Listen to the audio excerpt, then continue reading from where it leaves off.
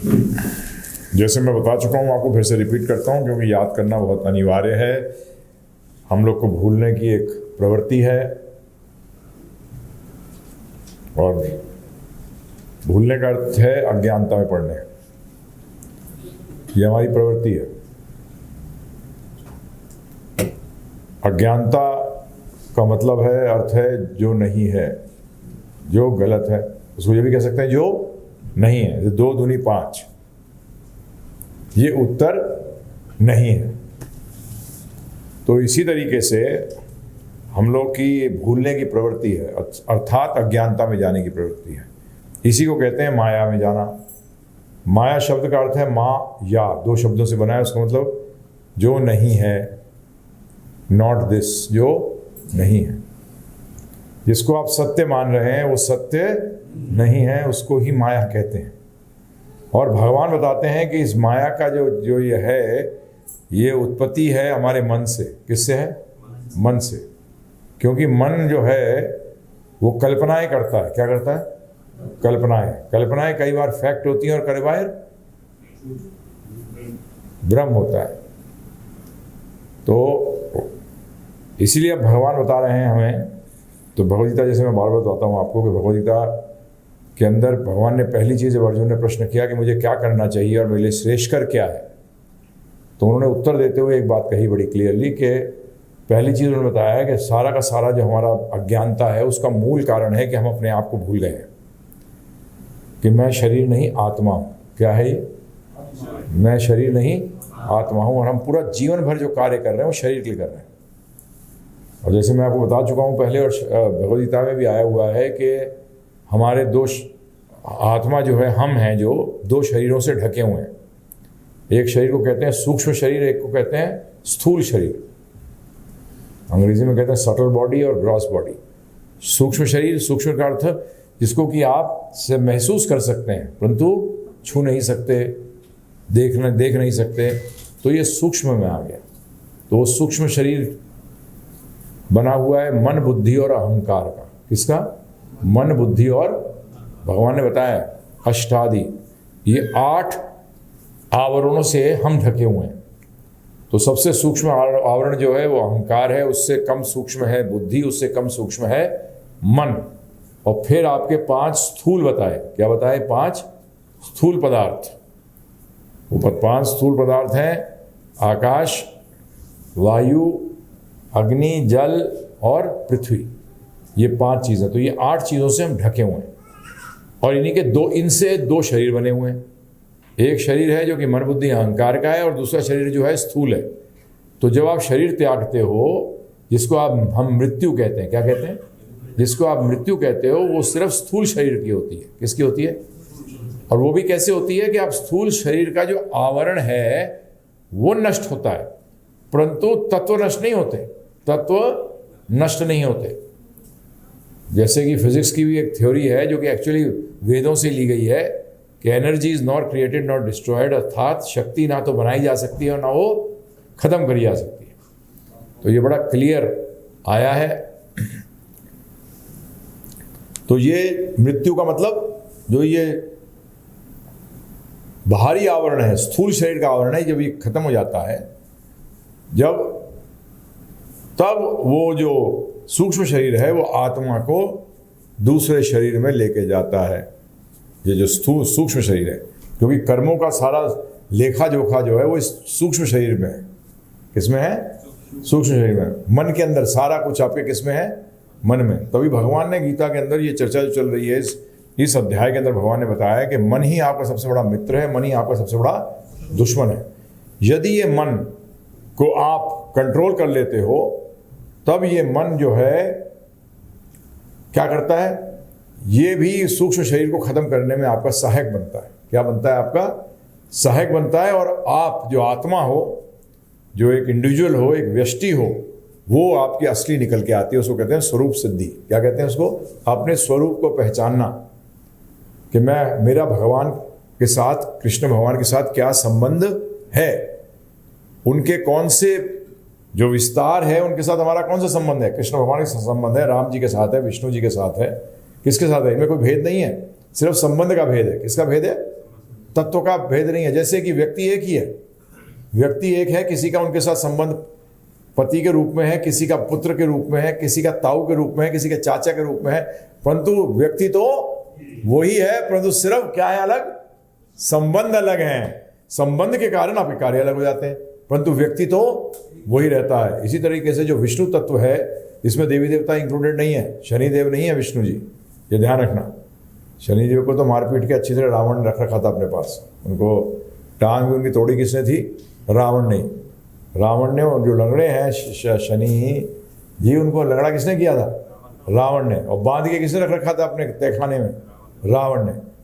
तो बेसिकली ये देवी देवता हैं, ये इनका ये जो ग्रह हैं ये काफ़ी लोअर लेवल के देवता हैं, ये काफ़ी लोअर लेवल के देवता हैं, इनसे हायर देवता हैं। जैसे कि आपके ऑफिस के अंदर भी क्या होता है, लोअर कैडर का स्टाफ होता है, फिर उससे क्लर्क, फिर हेड क्लर्क, फिर सुपरवाइजर, फिर असिस्टेंट मैनेजर, फिर मैनेजर, फिर डिपार्टमेंटल हेड, फिर जाके वाइस प्रेसिडेंट, प्रेसिडेंट, फिर मालिक, है ना जी। तो इसी तरीके से भगवद गीता में स्पष्ट लिखा है, बताया गया है कि देवी देवताओं की उपासना करना और परम भगवान की उपासना करना, दोनों में भेद है, दोनों में भेद है। और ये कहीं नहीं कहा गया, भगवद गीता सारे वेदों का सार है, उसमें स्पष्ट रूप में लिखा गया है कि ये नहीं सोचो कि देवी देवता की पूजा कर रहे हो तो भगवान की कर रहे हो, क्योंकि गति अलग है। मतलब आप जो उनकी पूजा करते हो तो आपको जो लक्ष्य प्राप्त होता है वो अलग है। यान्ति देवा व्रता देवान पितृन यान्ति पितृवता भूतानी यान्ति भूतेजा मज यजीनो अपीमाम। स्पष्ट रूप में कहा है कि अगर तुम यान्ति देवा व्रता देवान, अगर देवों की पूजा करोगे तो देव लोग जाओगे। यान्ति देवा व्रता देवान पितृन यान्ति पितृवता, बहुत जगहों पितरों की पूजा होती है तो पितृ लोग जाते हो। भूतानी यान्ति भूतेजा, जो भूतों की पूजा करते हो भूतों के लोक में जाते हैं। मज यजी, मद का मतलब मेरे, मज यजी जो मेरी पूजा करते हो मेरे पास आते हैं। तो ये कहीं शास्त्र में नहीं है कि कुछ भी करो जी सब भगवान के पास पहुंच जाओगे, ऐसा नहीं है, ये बिल्कुल गलत धारणा है। भगवद गीता इसको सपोर्ट नहीं करती, उपनिषद इसको सपोर्ट नहीं करते। आप जिस जैसी उपासना करेंगे आपको वही प्राप्त होगा, ये नहीं है। तो ये हम अपने पुराणों के जो कथाएं हैं, पुराणों के अंदर जो हिस्ट्री है उससे ही पता लगता है। जैसे कि जब हिरण्यकश्यप ने ब्रह्मा जी की उपासना करी तो विष्णु जी थोड़ी आ गए थे, कौन आए थे, ब्रह्मा जी आए थे। परंतु इच्छा क्या कर रहा था वो कि मेरे को अमरता का वरदान मिले, तो अमरता का वरदान तो सिर्फ भगवान विष्णु को छोड़े कोई और दे ही नहीं सकता। ये शिव जी ने स्वयं कहा था कि भाई तू, ब्रह्मा जी ने भी इसी बात को दोहराया था हिरण्यकश्यप के सामने। तो ये चीज़ बड़ी क्लियर है। तो ये चीज़ हमें जाननी है कि हम आत्मा है, शरीर नहीं है, और ये भगवद गीता हमारे उत्थान के लिए, अर्थात आत्मा के उत्थान के लिए, उसके लिए इसमें अगर आप देखेंगे, मैं जो पिछले पढ़ रहा था, पिछले हम 31वें श्लोक पर पहुंच चुके हैं, इसमें भगवान बता रहे हैं कैसे इस शरीर को, इस शरीर का कैसे प्रयोग किया जाए, इसका कैसे उपयोग किया जाए, जिससे कि आत्मा अर्थात हम इस चक्कर से निकल सके। तो कई बार लोग इसी को समझ लेते हैं कि अरे कर्म किए जा फल की इच्छा मत कर, कि यही है गीता का सार। नहीं है गीता का सार, गीता का सार है आत्मा का उत्थान। गीता का सार क्या है, आत्मा का उत्थान।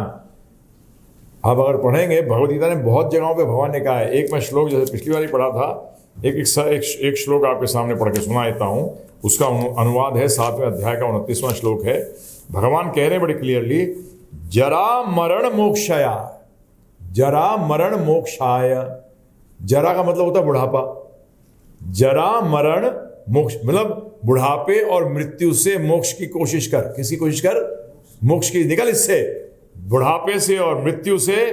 कैसे, माम आश्रित, माम का मतलब मेरे आश्रण हो, मेरे आश्रित होकर। कैसे, मेरे आश्रित होकर, यतनती, ये यतन कर मेरा आश्रय करने के लिए, जिससे कि तू इन दोनों चीजों से, मृत्यु से निकल सके। तो ये भगवद गीता के अंदर सारा कुछ जो बताया गया है, परंतु हम कैसे कर्म करें जिससे कि आत्मा का उत्थान हो। परंतु आज क्या हुआ है कि भगवद गीता का भी गलत इस्तेमाल करने लग गए लोग। क्या करने लग गए, गलत इस्तेमाल। वो जो ये श्लोक है, इनके बारे में चर्चा ही नहीं करते कभी, इन श्लोकों के बारे में कभी चर्चा ही नहीं करते। जैसे मैं कई बार कहता हूं, भगवद गीता को उर्दू की तरह पढ़ो, किसकी तरह, बैकवर्ड जाओ, क्योंकि भगवान ने गीता के अंत में बताया कि गीता का लक्ष्य क्या है। जब वो कंक्लूड कर रहे हैं गीता को, फिनिश कर रहे हैं गीता को, तो अर्जुन से कह रहे हैं 16वें अध्याय के 64वें श्लोक के अंदर कि अर्जुन मेरा सबसे सर्वगुह्यतमम, मतलब इससे गुह्य का मतलब होता है सीक्रेट, सारे सीक्रेटों में सबसे ग्रेटेस्ट सीक्रेट बता रहा हूं तुझे मैं। अपने हित के लिए सुन, अपने हित के लिए सुन। मेरा परम वचः, क्या कहते हैं, मेरा परम वचन, मेरा परम वचन जो है इसको सुन। तो 65वें अध्याय में 65वें श्लोक में कहते हैं मन मना भव मद भक्तो मज्जजी माम नमस्कुरो, कि मेरा भक्त बन जा, मेरी पूजा कर, मुझे प्रणाम कर, और मन से मुझे हर समय याद कर। ये और कैसे करेगा, सर्वधर्मान परित्यज्य माम एकम शरणम व्रज अहम त्वं सर्व पापेभ्यो मोक्षयिष्यामि मा शुचा, कि सारे धर्मों को त्याग दे, सिर्फ मेरा शरण ग्रहण कर, मैं तुम्हें समस्त पापों से मुक्त कर दूंगा। मां सूचा, डर मत। क्या बोलते हैं अंत में, मां सूचा, उसका अर्थ है कि डर मत। जैसे आप कोई काम करने के लिए आप किसी को जाओ, किसी के पास काम के लिए, वो कहता है हाँ भाई हो जाएगा तेरा काम, पर तो साथ में वही लगा दे कि डर मत, हो जाएगा। तो ये जो दो वर्ड हैं वो बड़े पावरफुल हैं, वो उसका मतलब यह है कि काम तो अब हो ही गया। इसी तरह से भगवान ने जो ये बात कही है तो उसके अंदर अंत में लगाया मां सूचा, कि मेरा भक्त बन, हर समय मुझे याद, मेरा हर समय मुझे याद कर, मेरा भक्त बन, मेरी पूजा कर और मुझे नमस्कार कर। इससे तुझे जो मैं जो सारा ज्ञान दिया है, जो तू आज इस चक्कर में घूम रहा है, ये दुखों के चक्कर में, तूने कहा ना श्रेष्ठकर चाहिए तुझे, तो श्रेष्ठकर को लाने के लिए स्टेप भी तो होते हैं ना प्रभु जी। आप कैसे, आप बोलते हो मेरे को पोस्ट ग्रेजुएट बनना है, तो पोस्ट ग्रेजुएट कैसे बनोगे, पहले 10वीं करोगे, फिर 12वीं करोगे, ग्रेजुएशन करोगे, तब पोस्ट ग्रेजुएशन करोगे। तो इसी तरह से भगवान ने इस भगवत गीता के अंदर भी अलग अलग टाइप का हमें ज्ञान दिया, अलग अलग लेवल का, जिससे कि चेतना की प्रगति हो सके। तो यहाँ भगवान इस चैप्टर के अंदर अर्जुन को बता रहे हैं कैसे क्या करे, मन को कैसे काबू करे, और मन काबू हुए मन का लक्षण क्या होते हैं। तो क्या कह रहे हैं पीछे, जो हमने 30वां श्लोक पढ़ा था उसका मैं पहले अनुवाद पढ़ देता हूं, तो उससे क्या होगा, कैरी फॉरवर्ड सही हो जाएगा। जो मुझे सर्वत्र देखता है और सब कुछ मुझ में देखता है, उसके लिए ना तो मैं कभी अदृश्य होता हूं और ना वह मेरे लिए अदृश्य होता है। अब इस श्लोक का सबसे इंपॉर्टेंट चीज क्या है कि ना तो वो मेरे लिए अदृश्य होता है और ना मैं उसके लिए अदृश्य होता, मतलब वो हर समय मुझे याद रखता है। पद्म पुराण के अंदर ये स्पष्ट रूप में आया है कि हमारा पूरा जीवन की सोच कैसे होनी चाहिए। तो सारे जीवन की सोच के बताया, तो उसमें बताया उन्होंने कि हमें दो चीजें हैं, हर समय कृष्ण को याद रखो, कृष्ण को कभी भूलो मत। ये हमारे जीवन का, सारे जीवन का जो सार है वो इन दो लाइनों पर टिका हुआ है, पद्म पुराण में लिखा है साफ। अब आप कुछ भी सोचो, वो आपकी मर्जी। मैं आप लोगों ने बोला सिर्फ, क्योंकि यहाँ सुन रहे हैं 200-300 लोग सुन रहे हैं, तो उनको ही बोल रहा हूँ। और आगे चल के कई लोग सेम लाइव नहीं सुनते, कई लोग डेड होके सुनते हैं। देखो लाइव का मतलब तो ये हुआ डेड हो गया उसके बाद में, तो वो सुन रहे हैं, तो उनको भी बता रहा हूँ इस बात को कि बेसिकली ये हमारा बनाया हुआ नहीं है। हमारे गुरु महाराज एक चीज़ से कहते थे, कहीं भी कोई व्यक्ति कहे तो बोलो शास्त्रों से सिद्ध कर। किससे सिद्ध कर? शास्त्रों से। जैसे कि लॉयर कभी अपना आर्ग्यूमेंट प्रेजेंट करता है तो जज के सामने क्या करता है, वो केस रेफरेंसेस देता है, नहीं देता, वो कॉन्स्टिट्यूशन को कोट करता है, लॉ बुक्स को कोट करता है।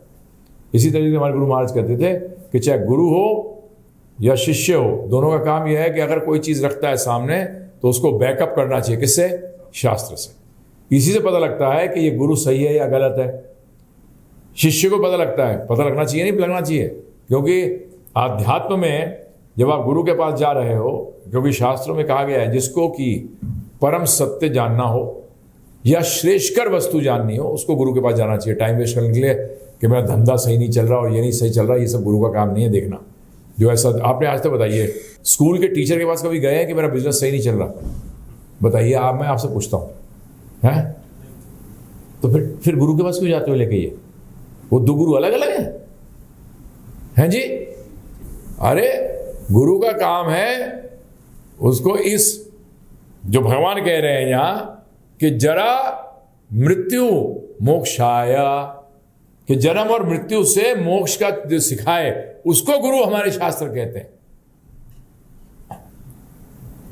परंतु हम क्या करते हैं, जब ऐसे जाओगे तो आपको जब आप नकली इमिटेशन ज्वेलरी खरीदने जाओगे तो किसकी दुकान ज्यादा होंगी प्रभु जी, इमिटेशन की या रियल ज्वेलरी की? अगर 90% लोग इमिटेशन ज्वेलरी, क्या कहते हैं उसको हिंदी में, अब फिर अंग्रेजी बोल लिया, बनावटी, तो नकली आभूषण। जब 99% लोग नकली आभूषण ढूंढेंगे तो दुकानें किसी खुलेंगी, नकली की असली की? जब आप नकली चीज चाहोगे तो गुरु भी आपको मिलेंगे वैसे।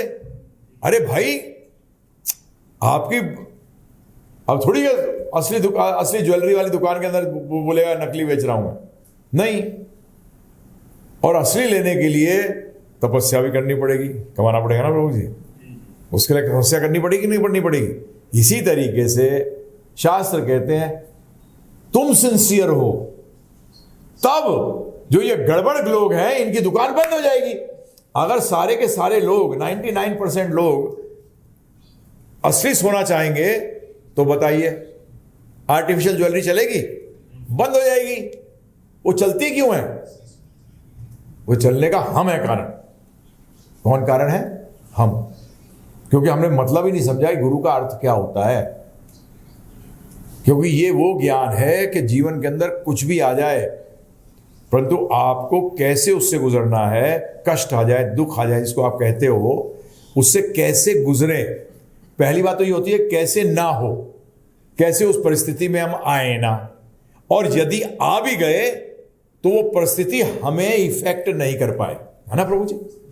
कि अगर हो भी जाए तो वो हमें इस परिस्थिति इफेक्ट ही ना कर पाए, हम पे प्रभाव ना डाल पाए।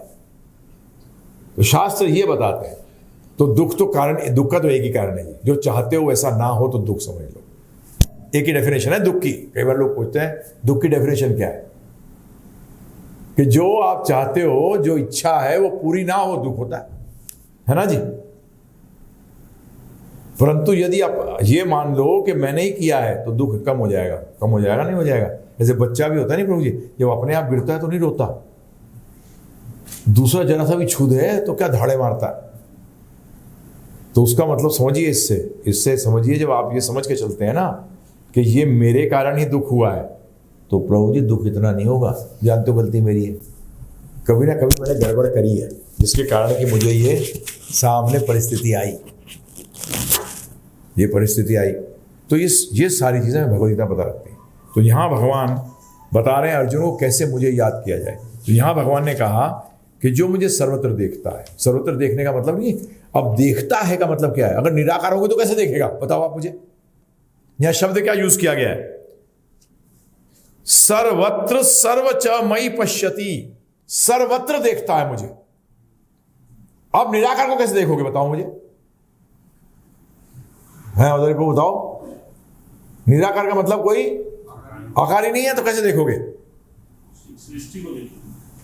अरे सृष्टि को देखोगे ना, देखोगे तो कुछ। सृष्टि निराकार है तो बनाने वाला निराकार है ना जी? बोले ये बच्चा है, इसके पिताजी निराकार है। अबे पैदा कैसे हो गया फिर? इसके माता पिता जो क्या है? निराकार है, इसलिए वो बनी नहीं है। तुम साकार हो, तुम तो बनाने वाला तुम्हारा निराकार है। ये कमाल की थोड़ी सी कॉमन सेंस लगाएं, समझ में आ जाएगा। अरे परम सत्य साकार भी है और निराकार भी है। हाँ, दोनों चीजें साइमल्टेनियसली। और कभी ऐसा नहीं होता कि दोनों नहीं होती। जैसे कि आपकी बुद्धि और आप हर समय होते हो। सही बात है गलत है? बात है। बुद्धि निराकार है और बुद्धिमान व्यक्ति साकार है।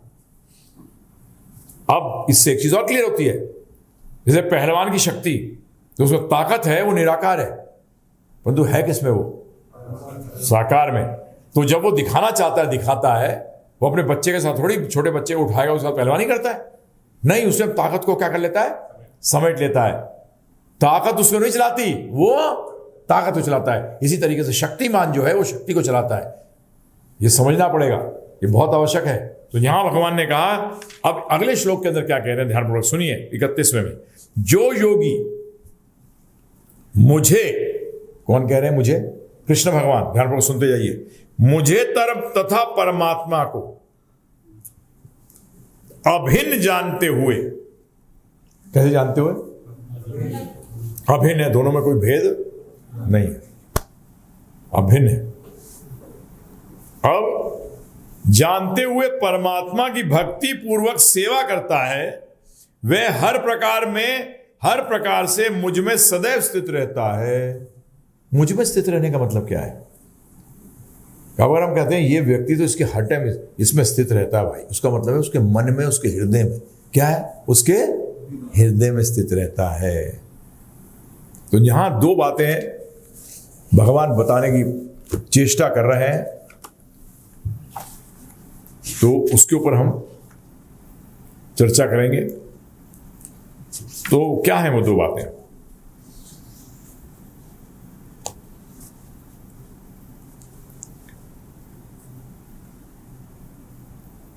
ये उत्तर किस लिए भगवान ने ये श्लोक क्यों बोला? भगवान ने ये श्लोक इसलिए बोला कि अर्जुन के मन के अंदर प्रश्न उठा, अगर आप सर्वत्र हो तो फिर आप यहां कैसे हो? क्या? जब आप सर्वत्र हो तो आप यहां कैसे हो? तो भगवान से आदि गुरु है ना, असली गुरु। असली गुरु कौन होता है? जो शिष्य के प्रश्न को पहचान ले। क्या कर ले? शिष्य को। तो इसका मतलब नहीं है कि अर्जुन ने प्रश्न नहीं किए हैं भगवद गीता के अंदर, अर्जुन ने प्रश्न किए हैं, परंतु जब कोई स्टेटमेंट बोलते हैं, एक अच्छा टीचर स्टेटमेंट बोलता है तो जानता है कि स्टूडेंट के मन के अंदर ये प्रश्न उठेगा, तो वो पहले उसके साथ साथ उसका उत्तर दे देता है। तो यहां प्रश्न ये उठा अर्जुन के मन के अंदर, अगर आप सर्वत्र हो तो यहां कैसे हो? अगर आप सर्वत्र हो तो यहां कैसे हो? तो यहां भगवान उसी का उत्तर देते हुए कह रहे हैं कि मैं परमात्मा के स्वरूप में हर जगह हूं, परंतु मैं तेरे सामने भी हूं। ये भगवान ही कर सकते हैं, ध्यान रखिएगा। हम अंश हैं, कभी भूलिएगा मत। अंश होने के मतलब कारण हम अनु हैं, हम विभू को नहीं समझ सकते पूरी तरीके से। अनु की इंटेलिजेंस भी कैसी होगी प्रभु जी? बुद्धि बताइए प्रभु। अनु होगी लिमिटेड, वो अनलिमिटेड को कैसे समझ लेगा? नहीं समझ सकता। अब आप बोलोगे फिर हम समझ क्यों रहे हैं भगवान के बारे में? ये बताने के लिए कि भगवान अनंत इसलिए क्यों कहते हैं? उनको अनंत कहने का मतलब यह है कि आप उनको समझ नहीं सकते। जिस व्यक्ति ने कभी जीवन में 100 रुपए से ज्यादा देखे नहीं हो, उसको आप लाखों और करोड़ों की बात करोगे तो समझ में आएगी उसको? कैसे आ जाएगी? चले जाओ बिहड़, कहीं मध्य प्रदेश के आदिवासी एरिया में निकल जाओ, जहां की वो जानता नहीं पैसा होता भी क्या है, उससे आप पैसे की बात करोगे तो क्या समझेगा आपको? पागल आदमी है, क्या बोल रहा है? और मैं जाता उदाहरण देता हूं, जिस गांव के अंदर 1 मंजिल से ज्यादा के मकान ही नहीं बना हो कभी, उसको आप कहो कि 100 मंजिल का भी मकान है, तो आपको क्या समझेगा प्रभु जी? पागल समझेगा। यही लोग करते हैं, वो अपनी मंद कम बुद्धि से उस अनंत को, जब भी वो अनंत शब्द यूज किया गया है, अनंत का मतलब क्या बोलते हैं? अरे इसके पास कितना पैसा है, अनंत है यार, तो छोड़, तेरे को समझ में नहीं आएगा। परंतु अनंत का मतलब यह है कि आपकी समझ से परे है। यह सारा ज्ञान भगवान का दिया इसलिए जाता है कि आपको यह समझ में आए कि आपकी समझ से परे हैं, इसलिए बेटर कर शरण में चला जा। क्या टाइम वेस्ट, मैं इन सबको कहता हूं, मैं अपने लेक्चर में शुरू से कहता हुआ हूं कि ज्ञान भगवान का ज्ञान इसलिए है कि तू ज्ञान ले नहीं सकता। बोले गुरुजी पहले क्यों नहीं बताया? बोले भाई पहले बताता तो तू मानता नहीं, अगर तुझे पहले बताता तो तू मानता नहीं। मानते? जब किसी चीज की विशालता बताई जाती है उसी के बाद तो पता लगती है ना। फिर आते थोड़ी देर बाद, अरे रहने दे यार, तू बता क्या करना है, नहीं कह देते। अब आप बताओगे करना क्या है? जैसे वकील आपको दुनिया भर के जाओ केस लेके, दुनिया भर के लॉज बताने लगे कि ये है और ये कोर्ट केस हुआ था और ये फुल बेंच ने ये डिसीजन दिया था, उसने ये दिया था। आप बोलो ये बता मुझे साइन क्या करने हैं, केस तू लड़ भाई। इसी तरीके से शास्त्र भी, अब आप कहोगे क्या भगवद गीता में यह है? चलिए देखते हैं भगवद गीता में यह है कि नहीं। तो हम खोलते हैं 10वां अध्याय। क्या खोलते हैं? ये मेरी आदत है, अगर डायरेक्टली बुक से पढ़ दिया जाए ना तो लोगों को कॉन्फिडेंस ज़्यादा आता है, बोलते हैं गोली मार रहे हैं गुरुजी। हाँ, तो चलते हैं आगे, क्या कहते हैं, ध्यानपूर्वक सुनिए। 10वें अध्याय का 42वां श्लोक। किंतु हे अर्जुन, इस सारे विशद ज्ञान की आवश्यकता क्या है? मैं तो अपने एक अंश मात्र से संपूर्ण ब्रह्मांड में व्याप्त होकर इसका धारण करता हूं। इस विशाद ज्ञान की क्या आवश्यकता है? मैं एक अपने अंश मात्र, किससे प्रभु जी? अंश मात्र से पूरे में व्याप्त हूं। भगवान कह रहे हैं, और फिर भी ज्ञान देते हैं हमारे लिए, क्योंकि हमें, हमारी फितूरी दिमाग है ना प्रभु जी, शरणागत नहीं होते हम जब तक ये पिट नहीं लेते थोड़ा, तब तक शरणागत नहीं होते। तो इसलिए जब ये ज्ञान आ जाता है तो क्या होता है कि बेसिकली पता लगता है, हाँ, ये 10वें अध्याय का 42वां श्लोक है, मेरा बनाया हुआ नहीं है प्रभु जी। अथवा बहुनयतेन किम ज्ञातेन त्वा अर्जुना। किम ज्ञातेन, ज्ञान की क्या है, क्या है इसके चक्कर में पड़ा है। क्या कहते हैं? विष्ट भय मिंदम कृत मेकांक्षने, आकांक्षने मतलब मेरे अंश मात्र से स्थितो जगत, इस जगत में मैं अंश मात्र से स्थित हूं, पूर्ण रूप से भी नहीं हूं। कई बार लोग कहते हैं ना भगवान चारों तरफ फैले हुए हैं, तो क्या कह रहे हैं? मैं ब्रह्मांड में कैसे व्याप्त हूं? अंश मात्र से व्याप्त हूं। वो सोचते अरे सभी भगवान हो गए। अरे नहीं भाई, अंश मात्र कब होगा? जब वो कहीं और भी स्थित होंगे। सही बात है, गलत बात है? अरे सिंपल चीज है। अंश मात्र का मतलब क्या है? उन्होंने दिखा क्या है? पूर्ण रूप में सब जगह विराजमान। नहीं, उन्होंने क्या कहा? मैं अंश मात्र से। तो यहां ये भगवान बता रहे हैं कि जो योगी मुझे तथा परमात्मा को अभिन्न जानते हुए परमात्मा की भक्ति पूर्वक सेवा करता है, वे हर प्रकार से मुझ में सदैव स्थित रहता है, मतलब मेरे देह में स्थित रहता है। तो यहां प्रश्न उठता है कि प्रभु जी इसमें क्या आया? तो क्या है इस श्लोक के तात्पर्य में? हमारे श्रील प्रभुपाद जी लिख रहे हैं कि परमात्मा स्वरूप में श्री कृष्ण जन जन के हृदय में स्थित है। पहली चीज ये समझिए, वैसे तो परमात्मा स्वरूप के अंदर, परमात्मा स्वरूप क्या है ये समझिए, वो 4 भुजा स्वरूप है उनका। विष्णु, मैं भी नहीं पता था प्रभु जी, जब मैं जब शास्त्र पढ़ने शुरू करे तो मैंने सोचा था कि विष्णु से कृष्ण आए।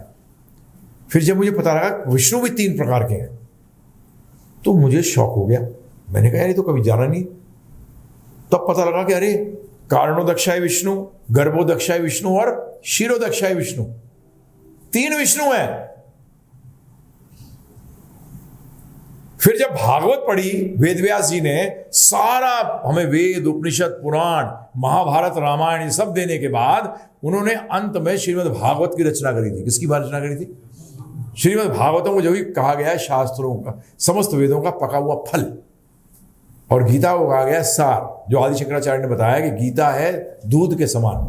अगर वेद गाय हैं तो गीता दूध है। परंतु मजे की बात ये देखिए, आजकल ऐसे संत आ गए जो कहते हैं गीता ही बेकार है।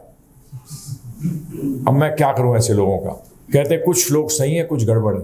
अरे आदि शंकराचार्य जी ने 700 श्लोकों के ऊपर टिप्पणी लिखी है, और आदि शंकराचार्य स्वयं शिवजी थे। कौन थे? हाँ, स्वयं शिवजी हैं। और भगवद गीता को डिनाई कर देते हैं। कैसे काम चलेगा प्रभु जी? बताइए आप मुझे। नहीं जी, हमारे गुरु जी ने कहा है कि देखो जी, आचार्यों को करना चाहिए। आदि शंकराचार्य, माधवाचार्य, निम्बार्काचार्य, विष्णु स्वामी, जितने भी हमारे आचार्य हुए हैं, चाहे वो राम भक्त हों या कृष्ण भक्त हों, सबने गीता को एक्सेप्ट किया है और 700 श्लोकों को एक्सेप्ट किया है प्रभु जी। उसके ऊपर भाष्य लिखे हैं, उसके ऊपर भाष्य लिखे, उसके ऊपर भाष्य लिखे।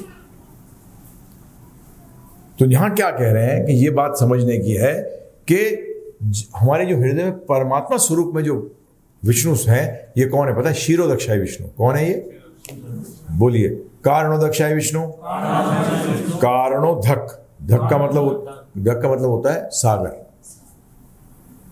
कारण, जहां से पूरे अनंत कोटि ब्रह्मांड जहां से उत्पत्त हो रहे हैं, वो समस्त अनंत कोटि ब्रह्मांडों का जहां से उत्पत्ति हुई है, कारणोदक। फिर गर्भोदक, फिर क्या हुआ, ये विष्णु जी कारणो दक्षाई विष्णु जो है, इन्होंने क्या किया, हर ब्रह्मांड के अंदर अपना विस्तार किया। पसीने से आधा ब्रह्मांड भरा, उसको भी धक कहते, मतलब सागर, उसके अंदर शेष पे लेट गए। क्या हुआ, शेष पर लेट गए। नाभि से कमल निकला, कमल के ऊपर ब्रह्मा जी, कमल के ऊपर कौन आए, ब्रह्मा जी। उनको स्त्री वर्ग की जरूरत नहीं पड़ी पैदा करने के लिए, वो स्वयंभू हैं। ब्रह्मा जी को क्या कहते हैं, स्वयंभू, जो स्वयं उत्पन्न हुए सिर्फ विष्णु के उससे। जब उनको क्या कहते हैं भगवान कृष्ण को, स्वयं तुम्हें व माता च, उनको किसी की सहारे की जरूरत नहीं है। जैसे हम लोग पैदा हुए माँ और पिता के द्वारा, तो विष्णु जी वो गर्भोदक्ष, उनको उनका नाम पड़ा गर्भोदक्षाई विष्णु। फिर इसी ब्रह्मांड के अंदर एक और जगह है जिसको कहते हैं श्वेत द्वीप। क्या कहते हैं, जो कि किसका, दूध का सागर। जहाँ की जब इनको प्रॉब्लम आती है ना, आपने सुना होगा जिन्होंने थोड़े पुराण सुने, कि सारे देवी देवता जाके वहाँ प्रार्थना करते हैं कि भगवान अब तो आप ही आओ, अवतार लो। तो ये वो सागर है, तो जहाँ बीच में दूध का सागर है टोटल, जहाँ की भगवान वहाँ भी शेष पे लेटे हुए हैं। तो ये गर्भोदक्षाय विष्णु एक और विस्तार करते हैं, और उस विस्तार को बोलते हैं क्षीर सागर का मतलब दूध का सागर। क्षीर का अर्थ होता है दूध, तो उनको कहते हैं क्षीरोदक्षाई विष्णु, जो क्षीर का सागर। वहां क्या है, वो लेटे हुए हैं। परमात्मा जो हमारे अंदर है और कण कण में जो विराजमान है, वो क्षीरोदक्षाय विष्णु है। कौन है, क्षीरोदक्षाय विष्णु। तो हमारे यहां जो परमात्मा है वो कौन है, क्षीरोदक्षाय विष्णु। जो इस ब्रह्मांड के परमात्मा है वो है गर्भोदक्षाय विष्णु, और जो अनंत कोटि ब्रह्मांडों के परमात्मा है वो कौन है, कारणोदक्षाय विष्णु। ये सारा चीजें दिया गया है, परंतु हमें सिखाया नहीं गया कभी भी। इससे क्या होता है, प्रभु जी आप ये क्यों जानने की जरूरत है, इसको जानने से क्या होगा, आपको भगवान की ग्रेटनेस के बारे में पता लगेगा कि हम जिनको भगवान समझते हैं, ये पहली बात तो जब भी मैं यहाँ बात करता हूँ हरियाणा पंजाब में, कभी किसी से पहली चीज कहता हूँ, गुरु भगवान नहीं है। पहली चीज, गुरु भगवान तक दिखाने का रास्ता है, भगवान नहीं है वो। क्योंकि वो रास्ता बताते हैं, ये श्रेष्ठतम रास्ता बताते हैं, इसलिए हम उनकी इज्जत भगवान की तरह करते हैं। तो यहां क्या कह रहे हैं कि वो परमात्मा स्वरूप के अंदर सबके हृदय में। अभी बचपन से अगर बच्चे को सिखाया जाए ग्रेटनेस गॉड की, तो उनका हीरो कौन बनेगा बताइए, भगवान बनेंगे। परंतु आपने तो पता लगा उसको बताया ही नहीं कि असली हीरो कौन है। क्योंकि बच्चे को जब आप माता पिता को हीरो बनाते हैं ना, तो मुझे उसमें प्रॉब्लम बताऊं क्या आती है, जो आप ही समझते हैं। जब आप गलती करते हो ना, तो उसके अंदर आपकी रिस्पेक्ट कम होनी शुरू हो जाती है, क्योंकि आपने बताया नहीं उसको कि नहीं हम तो क्या है, दास हैं भाई, हम भी गलती कर सकते हैं। प्रॉब्लम यहाँ आई, क्या प्रॉब्लम आई,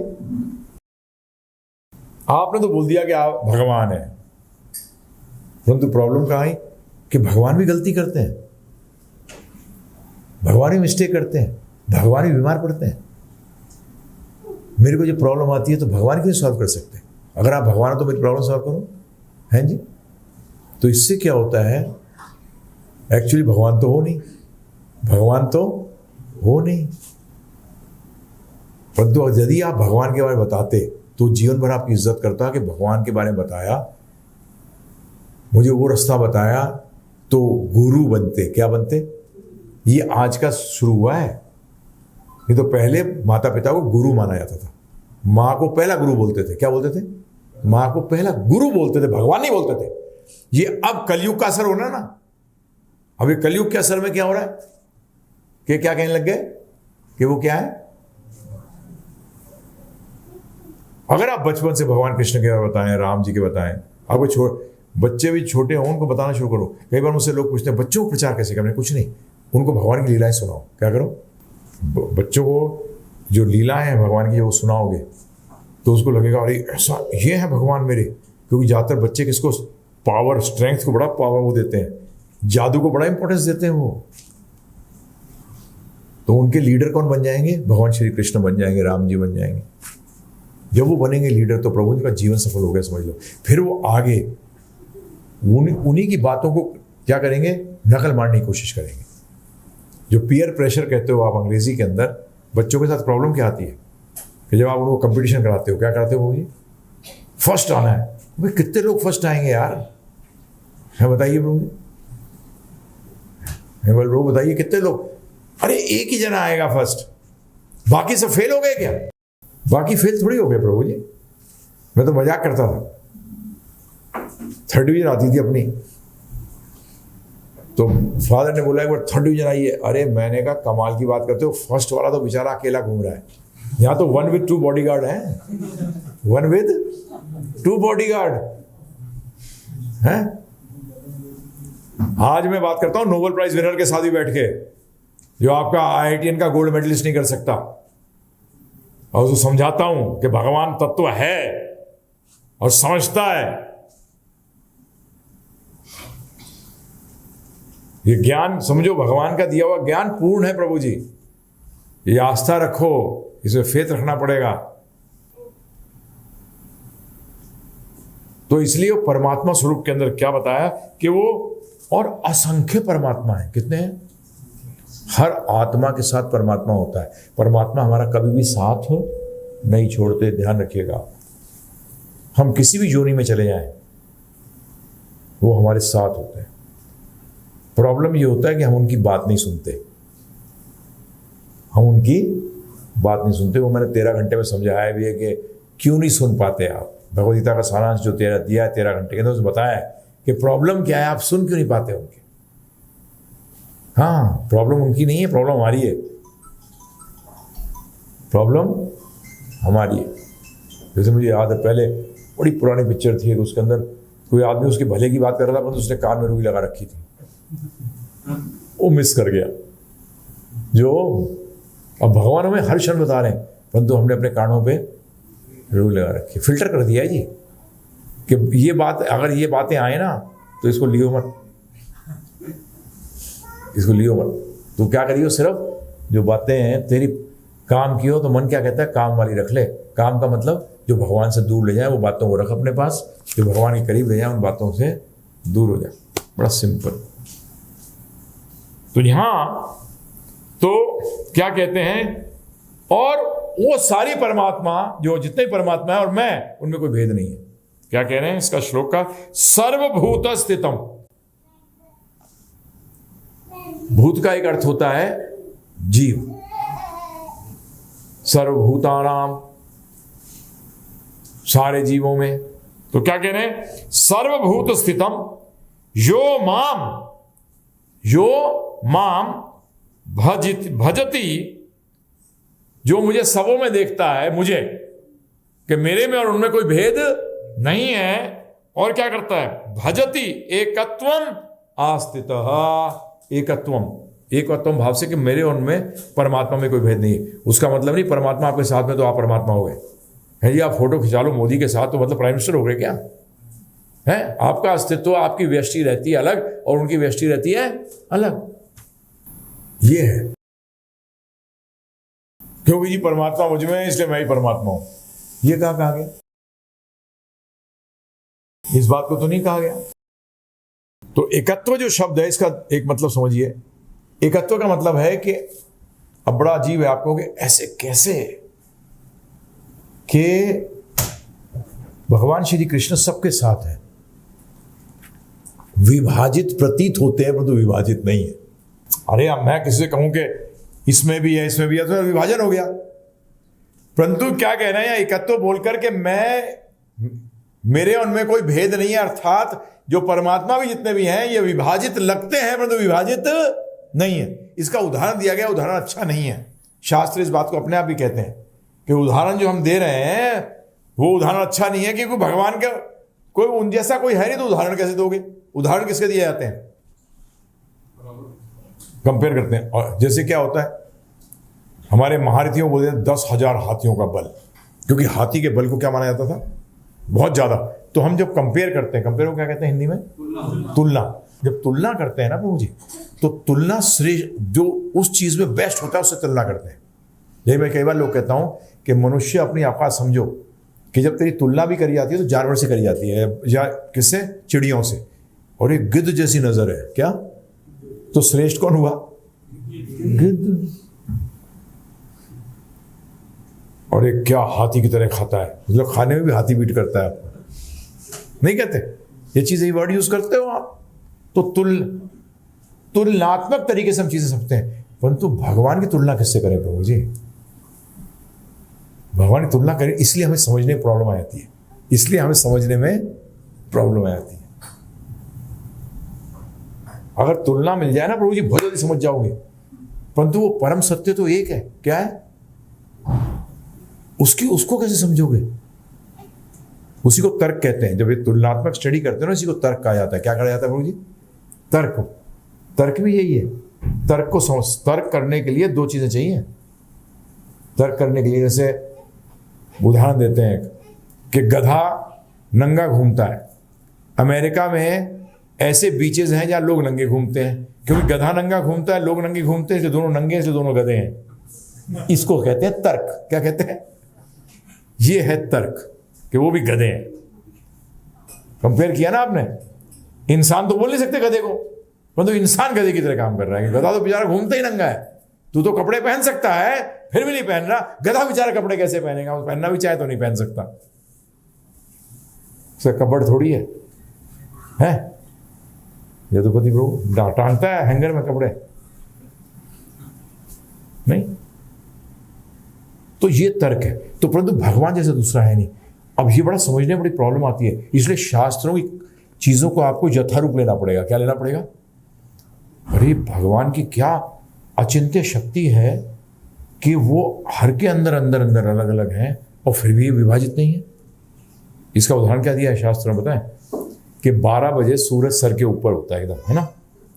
दिल्ली फोन कर लो किसी व्यक्ति को, हेलो, रिश्तेदार को, भाई सूरज कहाँ है? वो मेरे सर पे। बोले कमाल है यार, मेरे पे भी है, तेरे भी सर पे है। फिर किसी को बंबई फोन कर लेना, चेन्नई फोन कर लेना कि भाई कहाँ है तेरा सूरज, कहाँ है? अभी हुआ सर पे है मेरे।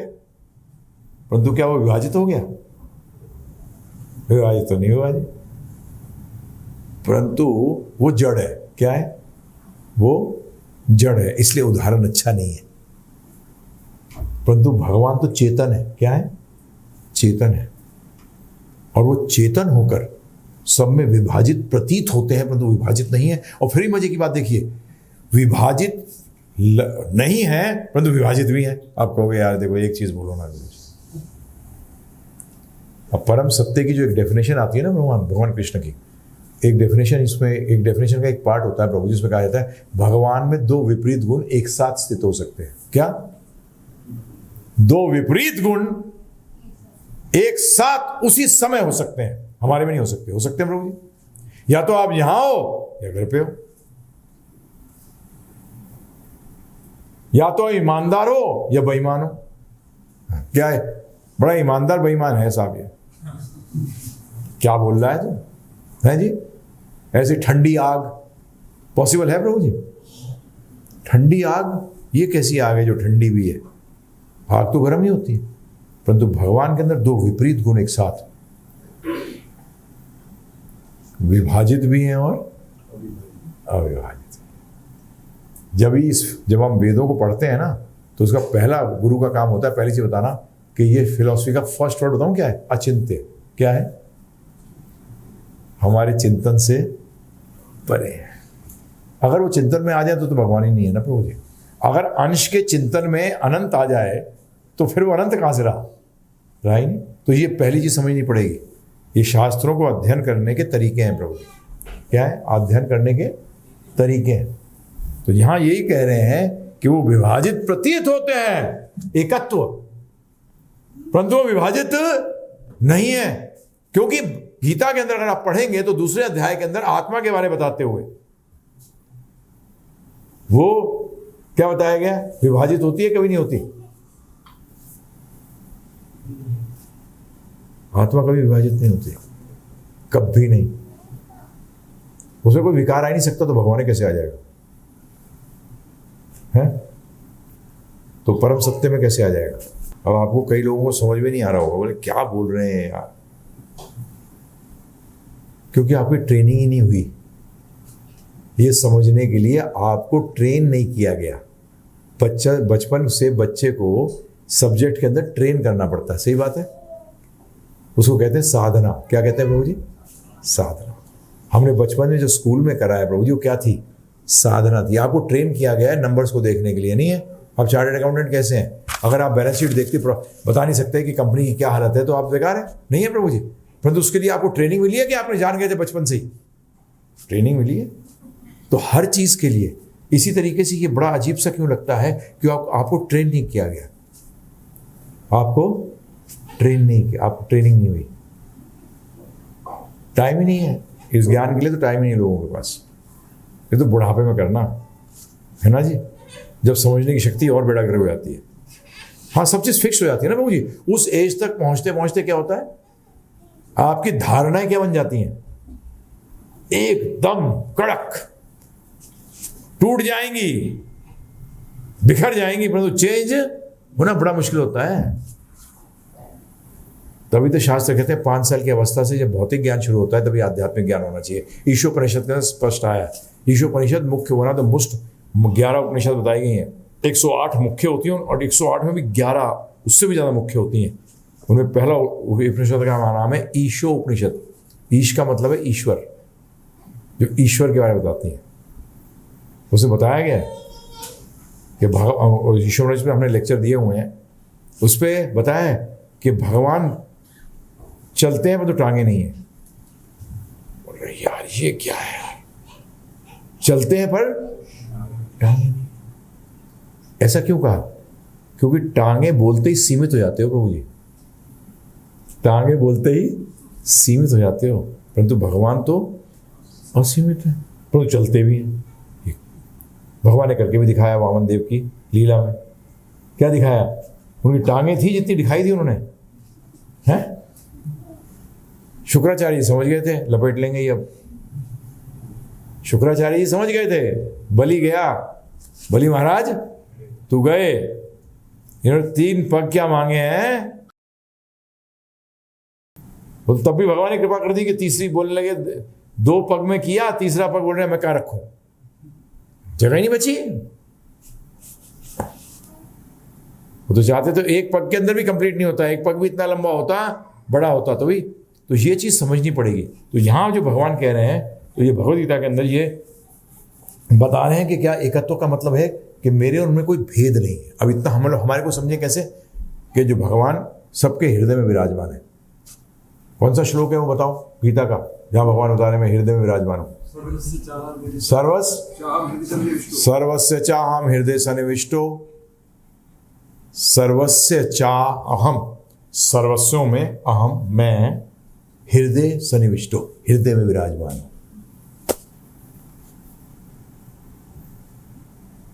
हृदय में विराजमान सबके। उसका मतलब सबसे आपसे क्लोजेस्ट कौन है, सबसे करीब कौन है? भगवान श्री कृष्ण सबसे करीब है प्रभु जी। आप दूसरों को समझते हो करीब, परंतु सबसे करीब कौन है? भगवान है। बताइए, उसी को हमें छोड़ रखा है। कमाल है। सबसे पावरफुल व्यक्ति को नहीं, कई बार बोलते हैं तू याद नहीं है, और कोई कुछ बता रहा हूँ, अरे मोदी को याद नहीं है, तेरे साथ चाय पीछा करता था मोदी तो, अरे अच्छा वही लड़का आ गया, ये कौन बन गया प्राइम मिनिस्टर, ये याद कराते हो ना कई बार, तेरे से क्या अच्छी दोस्ती थी उसकी, अच्छा ये वही है क्या? जैसे मुझे कई बार याद कराते हैं, अरे पता है वो जो बिजनेसमैन बैठा हुआ है वो हमारे साथ पढ़ता था स्कूल के अंदर, अच्छा वही है क्या, ये पहुंच गया वहां। तो यही तो शास्त्र याद कराते हैं, अरे मूर्ख तू किसके चक्रों में चमचागिरी कर रहा है? जो अनंत कोटि ब्रह्मांडों का मालिक है वो तेरे साथ है हर समय, वो तेरे साथ है, तो किस पे आश्रय ले रहा है? और वो आश्रित करने के तैयार हैं, आपका साथ नहीं छोड़ते। गीता के अंदर भगवान ने बोला है कि क्या कहा है कि मैं सुहृदय सर्वभूतानाम, मैं सारे जीवों का मित्र हूं। लो जी, अब किसको कदम बढ़ाना है, हमें या उनको? हमें, उन्होंने तो बढ़ा रखा है कदम। ये एकत्व भाव कि भगवान कृष्ण में और परमात्मा में कोई भेद नहीं है, परंतु है भी। अब वो आपके ऊपर है, आप उनके साथ क्या करते हो। मित्र भी है प्रभु जी एक व्यक्ति, और जज भी है। अब जज के पास जाना चाहोगे, मित्र के पास जाना चाहोगे? मित्र के पास। जज हेल्प नहीं कर सकता प्रभु जी। जज के रूप में आपका मित्र हेल्प नहीं कर सकता आपका, परंतु मित्र के रूप में आपका हेल्प कर सकता है। कर सकता है ना? कर सकता। तो भगवान को अपना मित्र बनाओ। क्या करो? मित्र बनाओ। आपको मित्र बनाना है, वो तो है मित्र आपके। वो तो कह चुके हैं गीता के अंदर, सुहृदम सर्वभूतानाम, सारे जीवों का मैं सुहृद। ये कभी फिर चर्चा करेंगे। 3 प्रकार के मित्र होते हैं। जैसे पार्क में जाते हो सुबह वॉकिंग के लिए, हेलो हेलो करके, कि तू भी हेल ले, मैं भी हेल लेता हूँ, हेलो कर लेते हैं। देखो कितना बढ़िया।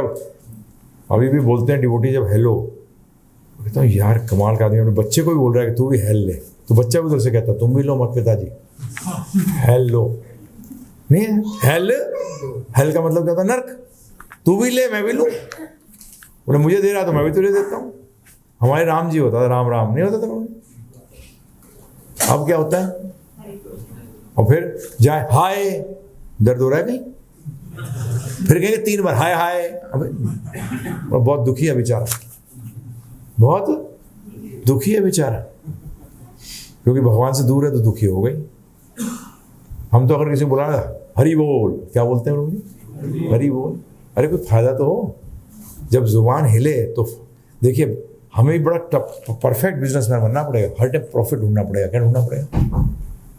हर समय भगवान को याद कैसे करें। असली प्रॉफिट वो है, बाकी तो सारा का सारा यही धरा रह जाएगा, बाकी तो कुछ जाना नहीं है। जब भी बताया ना आपको, इसको याद रखना। हर समय कृष्ण को याद रखो, कृष्ण को भी भूलो मत। ये हमारे जीवन का लक्ष्य है। कैसे कर सकें, मुझे ही भगवान बता रहे कि मुझे हर जगह देख। हर जगह देखने मतलब इनके अंदर परमात्मा के रूप में विराजमान है। आत्मा भी है, परमात्मा भी है, भगवान कृष्ण भी बैठे हैं साथ में। अब इन्होंने उसको मित्र के रूप में बनाया या जज बनाया है भगवान को? क्योंकि परमात्मा के रूप में भगवान क्या बनते हैं? जज। गीता में क्या है? क्या बोला? जल्दी बोलो श्लोक। समोहम सर्वभूतेषु न मद्यस्ति न प्रिय। वो नहीं, वो बताओ जिसके अंदर की भगवान ने क्या बोला कि परमात्मा के रूप में क्या कार्य करते हैं? 2 जल्दी बताओ। उपदृष्टा नियंता च। उपदृष्टा का मतलब देख रहा हूं तू जो कर रहा है, उसके हिसाब से तुझे मिलेगा। नियंता क्या है? मेरे कंट्रोल में है। तू ये सोचे कि तूने जितना किया उससे ज्यादा मिल जाएगा, भग जा। उससे कम मिल जाएगा तब भी नहीं होगा। जिसका तूने अधिकारी है उतना ही तुझे प्राप्त होगा। अब ये परमात्मा का काम है, और मित्र का काम तो नहीं है। मित्र तो एक्स्ट्रा दे देता, नहीं दे देता। मित्र तो एक्स्ट्रा करता है, हेल्प करता है। भगवान ने भी तो गीता में कहा है अर्जुन को, क्योंकि तू मेरा मित्र है, मेरा सखा है, मेरा भक्त है, इसलिए मैं तुझे सबसे श्रेष्ठ ज्ञान बताता हूँ। सबसे श्रेष्ठ ज्ञान बताता हूँ। कई बार जाते हो ना किसी से मिलने के लिए, अगर उसका दोस्त, उस व्यक्ति का जो बहुत श्रेष्ठ बैठा हो आगे कोई पोजीशन पे, और उसका मित्र साथ में, मित्र के साथ उसके गए आप मिलने के लिए, तो उसने मित्र के लिए कहा कि मित्र को कुछ दिया। अब मित्र को अगर, उसके मित्र को अगर सोने का कॉइन देगा, बोले तू भी आया चल तू भी ले ले एक, तू भी ले ले। तो ये भगवद गीता बोली तो मित्र के लिए थी, परंतु हम भी मित्र बनने के चक्कर में लाभ हो गया हमें भी। समझ में आया आपके? तो ये कह रहे हैं कृष्ण भगवान का विभाजन नहीं होता। इसका अर्थ क्या है? ज्यादातर लोग क्या कहते हैं कि ऐसे मट्टी का डला है, अगर वो टुकड़े टुकड़े हो गया तो वो टुकड़े टुकड़े बन गया, डला गायब हो गया। इस सिद्धांत को नकारा है या भगवान ने कि मेरे को कि तुम डला समझते हो? मट्टी का डला है, उसको आपने तोड़ के पीस कर दिए, तो क्या वो डला रहा कि गायब हो गया? गायब हो गया। भगवान ये नहीं है। जब अर्जुन से बात कर रहे थे कृष्ण भगवान, जब कुरुक्षेत्र में उनसे चर्चा कर रहे थे, उस टाइम भी वो हर सैनिक के, हर योद्धा के हृदय में विराजमान थे। हर सैनिक और हर उसके विराजमान थे। ये नहीं कि बढ़ गए इसलिए कृष्ण भगवान अर्जुन के सामने से गायब हो गए। क्या वो साबू में तो हर के हृदय में चला गया? नहीं। ये भगवान जो दसवें अध्याय में जो मैं बताया था आपको पढ़ के, जो भगवान कह रहे हैं कि अरे इस विषाद ज्ञान का क्या कर लेगा, तो ये तो मेरे अंश मात्र से चल रहा है, तो मेरे अंश को ही नहीं समझ पा रहा। साइंटिस्ट क्या लगे हैं, इस अंश को समझने के चक्कर में लगे हैं। क्या प्रभु जी, मंगल ग्रह क्या कर लेगा जाके यार। जैसे एक बार डिस्कशन हो रही थी, तो एक व्यक्ति कह रहा था कि हम देख रहे हैं कि घास कैसे उगती है, क्या है घास के अंदर। मैंने बेवकूफ, गाय को खिला, दूध पी, मस्त रहे। अब घास को क्यों जानने की कोशिश कर रहा है? टाइम वेस्ट है कि नहीं, हमारा भी पैसा खर्च कर रहा है। पीएचडी कर रहा है तू, पीएचडी में किसके पैसे जा रहे हैं? आपके टैक्स जा रहा है कि नहीं जा रहा है प्रभु जी? जो स्टाइपेंड जा रहा है तो किस पे कर रहा है रिसर्च? अब बताओ, वुहान के अंदर कोरोना वायरस पैदा कर दिया बदमाशों ने और चारों तरफ फैला दिया, अब रोते फिर रहे हैं लोग। भगवदगीता में भगवान ने कहा है, ये नास्तिक लोग ऐसी रिसर्च करेंगे, ऐसे भय कार्य करेंगे जो भय पैदा कर देंगे लोगों के अंदर। कर दिया ना प्रभु जी आज की तारीख में। ये नास्तिकों का यही काम है। अरे घास के ऊपर रिसर्च कर रहे हो भाई, गाय को खाने दे, तू दूध पीना आराम से। घास पर रिसर्च कर रहा है, क्या फायदा उसका? मूर्ख। पहले आपको पता है गाड़ी कैसे बनी थी? गाड़ी का क्यों उत्पत्ति हुई गाड़ी की? पहले घोड़ा गाड़ी थी, तो घोड़ा गाड़ी के अंदर क्या होता था कि जो उसके चक्के थे उसमें लोहा लगता था। क्या लगता था? अब नीचे उन्होंने पत्थर बिछा रखा है, तो ये लोहे की आवाज आती थी एक तो, दूसरा उसका जो मल था उससे बदबू आती थी। इन्होंने कहा यार इसको हटाओ, ये पॉल्यूशन करता है। क्या करता है? पॉल्यूशन। देखिए गाड़ी बना दी, आज उस घोड़े से ज्यादा तो गाड़ियां पॉल्यूशन कर रही हैं। देखिए हम लोग क्या, हमारा दिमाग देखिए। मैं जब भगवदगीता को पढ़ता हूं, मैं ये देखता हूं कि भगवान का एक एक वाक्य कितना सत्य है, जिससे कि समाज का सत्यानाश हो जाए। आज रिसर्च करने की जरूरत थी, वायरस बनाने की जरूरत थी पर बेवकूफों को है प्रभु जी? क्या जरूरत थी? कोई जरूरत नहीं थी। आज मैं यही कह रहा था, बता रहा था, मैंने कहा ऐसा बांधा है किसी और ने नहीं, अपने मुंह को खुद ही बांधते हो। देखिए प्रभु जी, आपने सुना है क्या अभी तक अपने आप को बांध रहा है कोई व्यक्ति? कई बार तो पहचानना ही मुश्किल हो जाता है, तो यार उतार तो जरा, नहीं तो हम ही पता लगा। वो कहते हैं ना, लैपटॉप में नहीं होता मुझे, आईज के थ्रू देखते हैं, है ना? मोबाइल में भी आंखों से, क्या कहते हो आप उसको? I scan. आज आई स्कैनर बन गए हम प्रभु जी। क्योंकि इतना लगा के रखता है, दिखता ही नहीं क्या है, तो आंखों से देखते कौन है ये। बांध दिया ना कानों में। और कहते हैं हम विज्ञान के अंदर हम क्या हो गए? उन्नति करी है हमने। हाँ भाई, तू रहने दे ऐसी उन्नति यार, ऐसे लैब बंद ही कर दे। पहले बीमारी बनाते हैं, फिर उसको दूर करने के चक्कर में रहते हैं। पहले गाड़ियां बना दी, पॉल्यूशन कर दिया, फिर तेल की कमी हो रही है, प्राइस बढ़ रही है। ऐसा फंसाया भगवान के बगैर। प्रभु जी, मैं बचपन से मेरा एक इच्छा थी कि समाज के लिए कुछ करूं, तो मैंने सारे इज्म पढ़े थे, सोशलिज्म, कैपिटलिज्म, ये सारे मैंने पढ़े। मेरे कई बार फादर कहते थे, अबे तू अपनी क्लास की किताबें तो पढ़ लिया कर, उसमें तो फेल हो जाता है। मैंने कहा इससे करूंगा क्या मैं हर टाइम ज्ञान लेता था कि अपने जीवन में लगा सकूं। मैंने कभी ज्ञान नहीं लिया सिर्फ दिखाने के लिए या नंबर लाने के लिए, मैं कभी नहीं लिया, मेरा इंटरेस्ट ही नहीं था। आपसे भी अनुरोध करूंगा कि ज्ञान जीवन में लगाने के लिए लो। क्या आजकल के इंजीनियर नहीं देखे आपने? इलेक्ट्रिकल इंजीनियर, परंतु उसके अंदर उसको स्क्रू ड्राइवर दे दो तो चले ना, है जी? जब तो प्रेम जी ने कहा था विप्रो वाले ने कि इंडिया का 98% इंजीनियर यूजलेस है। इंडिया का 98% इंजीनियर यूजलेस है। एमसीए करा हुआ प्रभु जी, मास्टर इन कंप्यूटर एप्लीकेशन। मैंने कहा अच्छा, चल जाओ देखियो इसको।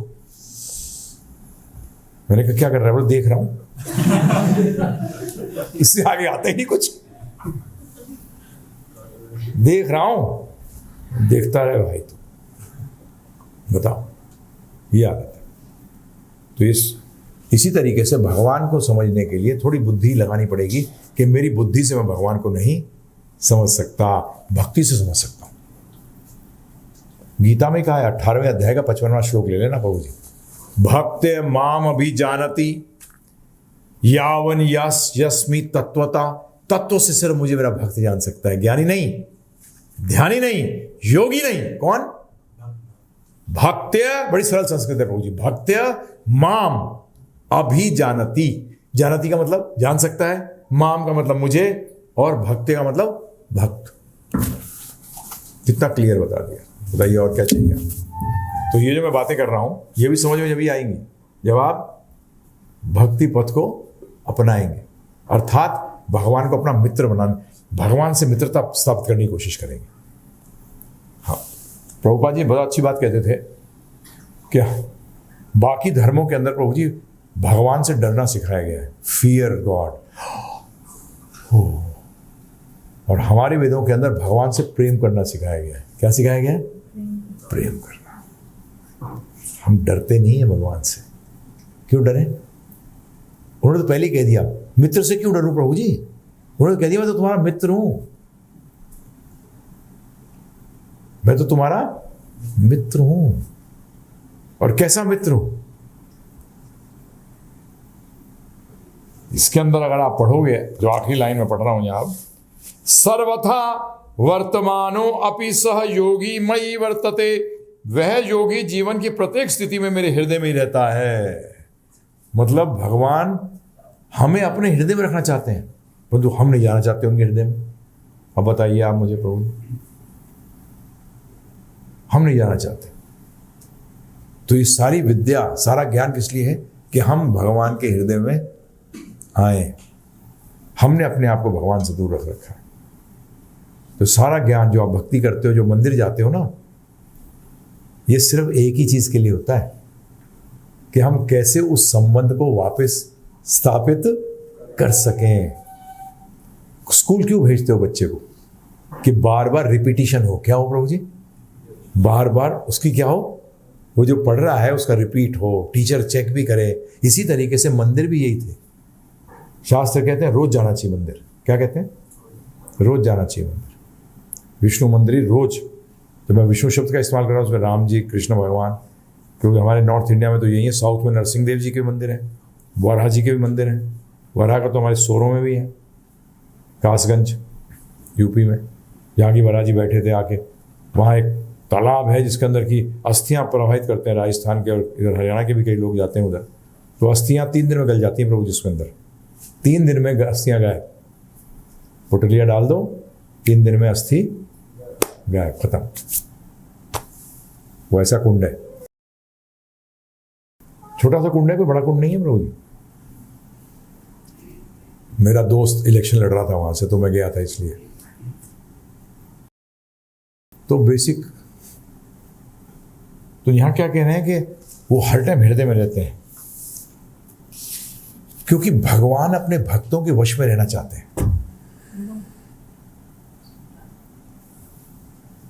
कोई प्रॉब्लम नहीं। कंप्यूटर से खेल रहा है, अच्छा देखो, पैदा होने से पहले हो जाते हैं ऐसे, हैं कंप्यूटराइज्ड हो जाते हैं। ये फर्क देखिए आप, बच्चों को देखिए आप। हमें मोबाइल नहीं आता, बच्चों को बता हाँ पता क्या करना है। मुझे अभी तक याद है कि मायापुर के अंदर प्रभु जी वो 12 साल का लड़का था। बड़े बड़े जो डिवोटीज थे ना, सन्यासी, वो सब, अरे उसको बुलाइए यार, पता नहीं कहाँ खेल रहा है, उसको लैपटॉप सही करके जाएगा। 12 साल का था वो, अमेरिकन लड़का था प्रभु। गोविंद था उसका नाम। उसको अरे कहाँ गया गोविंद? वो गोविंद पता लगा कहीं खेल रहा है, गौशाला बैठा घूम रहा है। उसको ढूंढते थे क्या खेल। तो ये उसका भी देखे काल का फर्क पड़ रहा है ना प्रभु जी। हम जो चीज़ समझ सकते थे, जो आज हमें इतना टाइम लगता है इन बच्चों को, ये कंप्यूटर को और मोबाइल के लिए क्या लगता है, यूं सीख जाते हैं। परंतु इसके द्वारा भगवान के पास ले जाना पड़ेगा, यानी कि भगवान से दूर जाना पड़ेगा। तो भगवान क्या कह रहे हैं? जैसे कि बताइए आपको, बच्चा दादा की बात मानता है जब उसको ज्यादा मजा आता है, जब बच्चा दादा को घोड़ा बन के घुमाता है तब मजा आता है। बताओ, है? इसी तरीके से भगवान को भी अपने भक्तों के नियंत्रण में रहने में बड़ा आनंद आता है। ये उनमें गुण है, इसलिए हमें आया है। पिता को बच्चे को हराने में मजा आता है कि बच्चे से हारने में मजा आता है? हारने में मजा आता है। इसी तरीके से भगवान को भी अपने भक्त के अधीन रहने में बड़ा आनंद आता है। वो तो स्वामी है, उनके ऊपर उनके बराबर कोई नहीं है, वो आस्मौर्ध है। अस्मर्थ शब्द का संस्कृत में अर्थ है कि जो उनके कोई बराबर नहीं है, उनसे कोई बड़ा नहीं है। बराबर होता तो कंपटीशन होती, क्या होती प्रभु जी? तो ना तो बराबर है ना कोई उनसे श्रेष्ठ। तो भगवान कह रहे हैं मेरे हृदय में रहता है वो, मैं उसके हृदय में नहीं रहता, क्योंकि जब वो मुझे अपने हृदय में ले लेता है तो मैं फंस जाता हूं, फिर वो मेरे हृदय में भी आ जाता है। जब हम भगवान को अपने हृदय में पकड़ लेते हैं तो क्या होता है? भगवान को आनंद आता है। जैसे एक पिता को बच्चे से हारने में आनंद आता है, एक माता पिता को मजा आता है जो बच्चे से हारते हैं। और भगवान तो परम माता पिता है। वो तो हमारे पुराने जो लोग हैं सब जानते हैं, वो पहले वो गाया करते थे प्रार्थना में, तुम्हें वो माता च पिता तुम्हें वो बंधु च सखा हो गया। आज वो तुम्हें भी गायब हो गया और फिर कहते हैं बात नहीं मानते। अरे भाई, माता पिता को पहचान तो करवाओ बच्चे की कि असली माता पिता कौन है, तब तो उनकी आज्ञा पालन करेगा। उन्होंने फिर आज्ञा दी है कि अब तेरे जो माता पिता जो अभी मेरी एक्टिंग कर रहे हैं उनका भी तू सेवा कर, तब नहीं तो क्यों करूं सेवा बेकार में? प्रैक्टिकल होना प्रभु जी, प्रैक्टिकल में तो उससे दोस्ती करनी चाहिए, उसका सेवा करनी चाहिए जिससे कुछ धन का लाभ हो, राइट? नहीं तो क्यों करूं सेवा, बताओ प्रभु जी। मैं बोल प्रभु बताइए, आप ही बताइए क्यों करूं?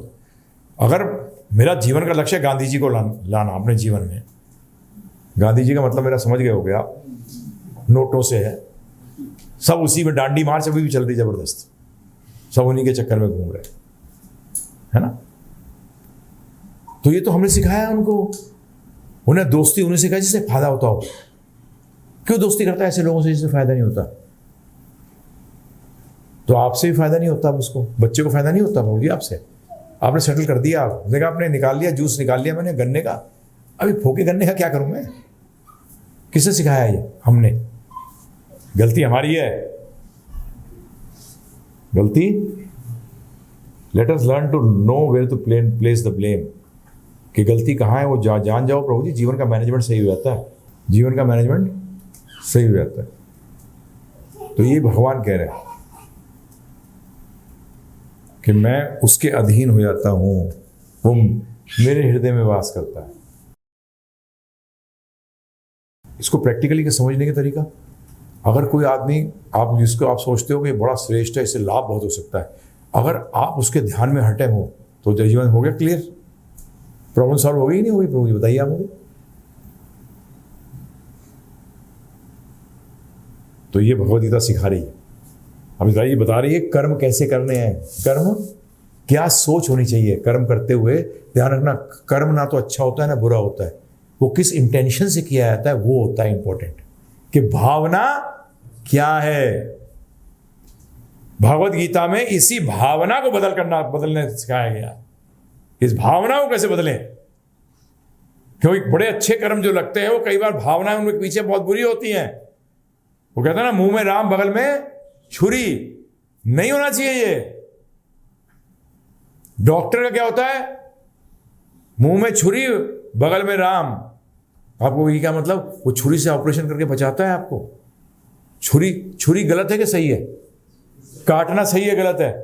बोले प्रभु जी ये तो भावना पे है कि वो किस लिए काट रहा है, बचाने के लिए काट रहा है या मारने के लिए काट रहा है। तो इसी तरीके से हर चीज की क्या चीज है? भावना क्या है आपकी उस कर्म करने के पीछे। तो ये भगवद गीता जो है ये सारा का सारा भावना बदलने के लिए है। और ज्यादातर कई बार गुरु मिलते हैं वो कहते हैं ईमानदार बन जाओ। ईमानदार का मतलब क्या होता है जी? सारा माल किसका है? भगवान का।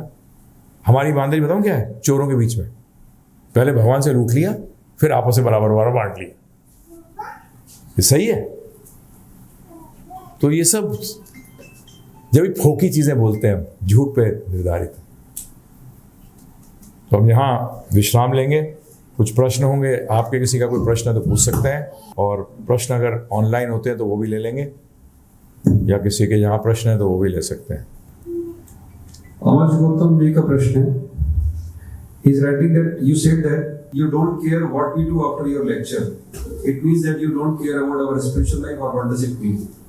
नहीं, क्या मतलब? You said that you don't care that what we do, because the listeners are doing after your lecture. नहीं, I never made this statement. वो how did you come to this conclusion? मैंने बोला होगा कि मैं लेक्चर दे दिया, उसके बाद आपके हाथ में आप जो करना चाहते हो करो, या नहीं करना चाहते हो नहीं करो। हाँ, भगवान ने खुद गीता में कह दिया, यत इच्छेसी तथा कुरु। अर्जुन मैंने तुझे सब कुछ बता दिया, अब तू जैसा करना चाहता है वैसा कर, मैं जबरदस्ती नहीं कर रहा। परंतु जबरदस्ती कर भी नहीं सकते, ये भगवान ही नहीं कर रहे, तो मेरी औकात कैसे बनती है कि मैं किसी की साथ जबरदस्ती करूं? ये गवर्नमेंट कर सकती है। कौन कर सकती है? राजा कर सकता है। हाँ, राजा दंड से धर्म को पालन करा सकता है, वो दंडनीय अपराध बना सकता है चीजों को जो कि पाप कर्म है। परंतु हमारे तो यहां लाइसेंस दिया जाता है कि दारू पी, क्योंकि एक्साइज आएगा, उससे क्या आएगा? उससे तो आपको राजा की वैसी नीयत पता लग गई प्रभु जी। शराब बांट रहे हैं और फिर साथ में मजे की बात ये, एक तरफ कह रहे हैं कि शराब पीना अच्छा नहीं है, फिर दुकानें क्यों खोल रखी हैं? बताइए मुझे, दोगलापना नहीं है प्रभु जी? कितना बड़ा दोगलापना है ये कि एक तरफ तो बोल रहे हैं कि शराब नॉट गुड फॉर हेल्थ, परंतु तू पी यार, हेल्थ खराब होगी तो अच्छा ही है। इसका मतलब तो यही हुआ। इसका मतलब क्या हुआ? और जनता ऐसी बेवकूफ है, और हम क्या करें उसके लिए? हम तो स्पष्ट रूप में बोल रहे हैं, हजारों लोग सुन रहे होंगे, वो छुपा के थोड़ी बोल रहे हैं। ये दोगलापना है बिल्कुल, क्योंकि वो खुद ही पीते हैं, बोलते दुकान बंद हो जाएगी तो हमारा क्या होगा? आधे ठेके उन्हीं के पास होंगे मेरे ख्याल से,